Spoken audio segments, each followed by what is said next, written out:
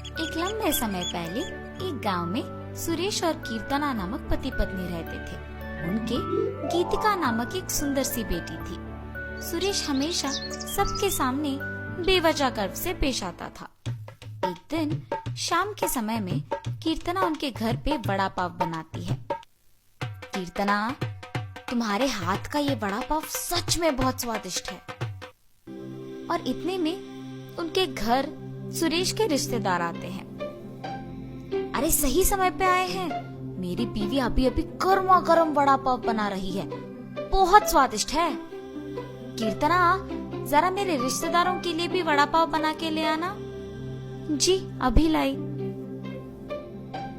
ये कह के गर्मा गर्म वड़ा पाव बना के वहां लाती है और उनके रिश्तेदारों को परोसती है। उनके रिश्तेदार उसे खाने के बाद कहते हैं, सुरेश, तुमने ठीक कहा, हम वाकई ही सही समय में आए हैं, वरना इतने स्वादिष्ट वड़ा पाव हम नहीं खा पाते। मेरी बीवी जब भी वड़ा पाव बनाती है ऐसे ही एकदम स्वादिष्ट वाले ही बनाती है, इसीलिए जितने भी बार बनाती है मैं उन्हें उतने ही प्यार से खाता हूँ। हाँ, बात तो सही है, इतने स्वादिष्ट वड़ा पाव तो कोई आसानी से नहीं बना सकता। अगर तुम्हारी बीवी ने दुकान लगाया तो लोग खरीद के खाएंगे इन्हें। हाँ नरेश, अगर मैं इतना स्वादिष्ट वड़ा पाव बनाती तो पक्का दुकान लगा देती।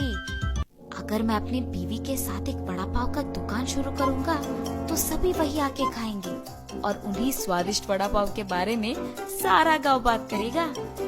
ये एक अच्छा सोच है। ऐसे ही उसके रिश्तेदारों के जाने के बाद भी उसी विचार के बारे में सोचते रहता है। तब कीर्तना को नजर आता है कि उसके पति किसी सोच में पड़े हैं। उनके पास जाकर कहती है, क्या हुआ जी, किस चीज के बारे में इतना सोच रहे हैं आप? कीर्तना, तुमने तो सुना है ना कि मेरे रिश्तेदारों ने क्या कहा, हम हमारे घर के सामने ही एक वड़ा पाव का दुकान लगाएंगे।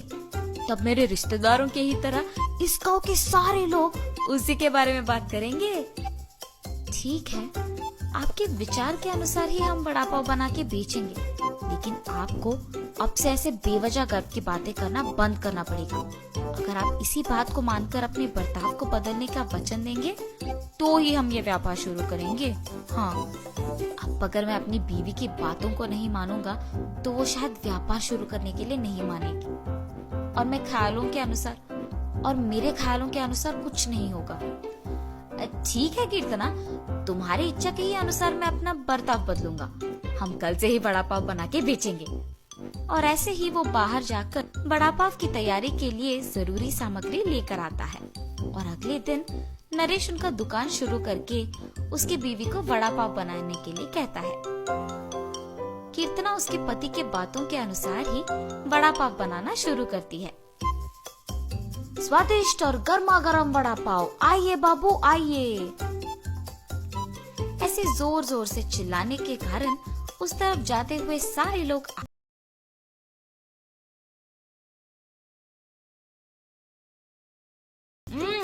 सुरेश, वड़ा पाव तो बहुत गर्म और स्वादिष्ट है। हाँ, अब तक मैंने इतने स्वादिष्ट वड़ा पाव कहीं नहीं खाया है। हाँ, मेरी पत्नी बहुत अच्छा वड़ा पाव बनाती है, उसकी तरह तो और कोई नहीं बना सकता है। ऐसे उनको वड़ा पाव देकर उनसे पैसे लेता है। उस रात को जब बैठ के वो आए हुए पैसों की गिनती करने लगते हैं तो कीर्तना कहती है, अरे वाह, पहले ही दिन हमें लाभ आया है जी। निवेश के पैसों से ज्यादा पैसे तो हमने कमाया है। क्या सच में? अगर हमने ऐसे ही इसे बरकरार रखा ना तो जल्द ही हमारा बहुत बड़ा व्यापार बन जाएगा कीर्तना। हाँ, आप सही कह रहे हैं। पहले ही दिन उतने पैसे देख पति पत्नी दोनों खुश होते हैं। ऐसे ही वो हर रोज उनके सोच के मुताबिक वड़ा पाव बना के उसे बेचते हैं और कुछ ही दिनों में उनका व्यापार अच्छा चलने लगता है। मेरे सोच के मुताबिक ही हमारा व्यापार अच्छा चल रहा है, किसी और के दुकान में तो इतने लोग ही नहीं आते हैं। कुछ दिन पहले शुरू करने के बावजूद हमारा व्यापार बाकियों से बहुत बेहतर चल रहा है। और हमेशा की तरह सुरेश वापस बेवजह के गर्व में डूब जाता है और बाकियों को भी वही बातें सुनाते रहता है। उस दिन दुकान को आए एक आदमी को वड़ा पाव लाकर देता है। मैं यहाँ जब भी वड़ा पाव खाता हूँ बहुत स्वादिष्ट होता है, एक भी बार इसका स्वाद नहीं बदला। हाँ, आपने सही कहा, मेरी बीवी बहुत अच्छा वड़ा पाव बनाती है।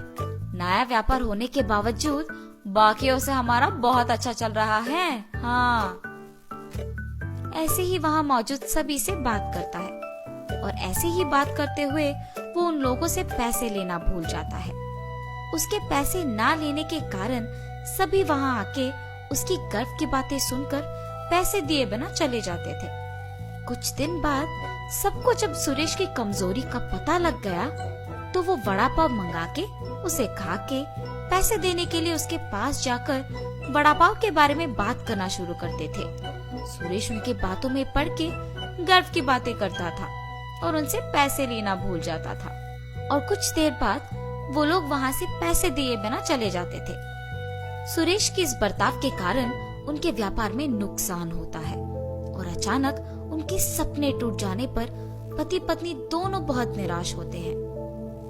कीर्तना, मुझे माफ करो, इस सब का कारण मैं हूँ।